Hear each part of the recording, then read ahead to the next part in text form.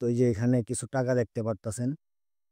তো এখানে কিছু টাকা না, মোটামুটি ভালো টাকা আছে। তো এই টাকাগুলো কিসের জন্য, কেন, আমি আগে আপনাদের একটু বলে রাখি। এই কুরবানিতে আমি আমার একটা গরু বিক্রি করে দিছি, তাও অনেক মানে কম দামে বিক্রি করছি। তো এখানে 1 লক্ষ টাকা আছে। এই টাকাগুলো আমার অনেক কষ্টের পরে কিন্তু এই টাকাগুলো আইছে। তো আপনারা যারা প্রবাসে থাকেন, যারা বিদেশে থাকেন, দেশ বাড়ি ফালা রেখে থাকেন, বা দেশ ছেড়ে ঢাকা শহরে থাকেন, তারা কিন্তু টাকার জন্য থাকেন। আসলে বাড়িতে, গ্রামের বাড়িতে আপনি চাইলে অনেক কিছুই করতে পারবেন, অনেক কিছুই করতে পারবেন। তো এই যে এখানে যে গরুটা দেখতে পারতেছেন, এই গরুটা বিক্রি করছি। তো এখানে আমাকে 1 লাখ টাকা অ্যাডভান্স করে গেছে, আর বাকি টাকা পরে দিবে। কিন্তু কত টাকা বিক্রি হতে পারে, এই গরুটার দাম কত হতে পারে, আপনারা কমেন্ট বক্সে আমাকে কমেন্ট করে জানাবেন। এটা একটা কষ্টের ফল ভাই, কারণ আমি এ পর্যন্ত গরু খুব কম কম বিক্রি করছি, কারণ আমার বেশিরভাগ গরুই খামারে ধরে রাখার গরু। যত গরু আইছে বা যত গরু হইছে, প্রত্যেকটা গরু আমি ধরে রাখার চেষ্টা করছি, কারণ আমার খামারটা বড় করার চেষ্টা করছি। তো কিসের জন্য বড় করার উদ্দেশ্য একটাই, যেন আমাকে অন্য কিছু করতে না হয়, আমি নিজে যেন কোনো কিছু করতে পারি, আমি নিজে কোনো কিছু করে যেন মানে সফল হতে পারি। আমার চেষ্টা সবসময় এটাই ছিল।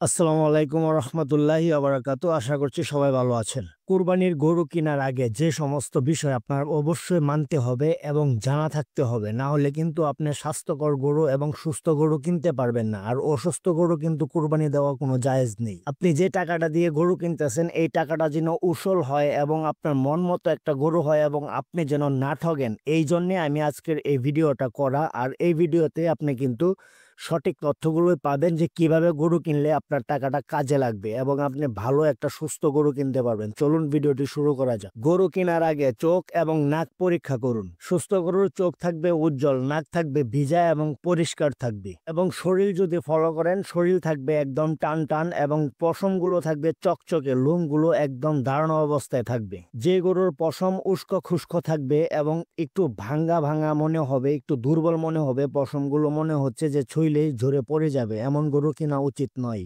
গরুর হাঁটাচড়া দেখলেও অনুমান করা যায় যে গরুটা সুস্থ কিনা। সুস্থ যে গরুটা থাকবে সেটার হাঁটাচড়া থাকবে একদম স্বাভাবিক, ল্যাংড়ানো খোঁড়ানো বা সে যদি পা ফেলতে কষ্ট হয় তাহলে ওই গরুটা কিনা উচিত হবে না। আমরা অনেকেই গরুর দাঁত দেখেই গরু কিনে ফেলি, অথচ আমরা বাকি বিষয়গুলো ফলো করি না। তো দাঁতের বিষয়টা আমি স্কিপ করলাম। অতিরিক্ত ভেজাল পানি এবং ইনজেকশন মারা যে গরুগুলো, এগুলো চেনার উপায়: গরুর গলা বা পিছনের দিক যদি অস্বাভাবিক ফোলা দেখেন, তাহলে এই গরু কৃত্রিমভাবে এটাকে ফুলানো হয়েছে। আর এমন ধরনের গরু স্বাস্থ্যের জন্য অনেক ঝুঁকিপূর্ণ, এমন গরু থেকে দূরে থাকুন। এই বিষয়গুলো ফলো করলে আপনি সঠিক এবং সুস্থ গরু কিনতে পারবেন, আপনার টাকাটাও কাজে লাগবে। আর তাছাড়াও আপনাদের মোটামুটি ভালো ধারণা আছে, আইডিয়া আছে। তাছাড়া আপনাদের নিজস্ব উপস্থিত জ্ঞান এবং বুদ্ধি দিয়ে গরু কেনার চেষ্টা করবেন। শেষ কথা, ভালো গরু মানে ভালো ইবাদত, স্বাস্থ্যকর খাবার। অবশ্যই এগুলো ঝুঁকিপূর্ণ গরু কেনা থেকে বিরত থাকবেন এবং সুস্থ থাকবেন, ভালো থাকবেন।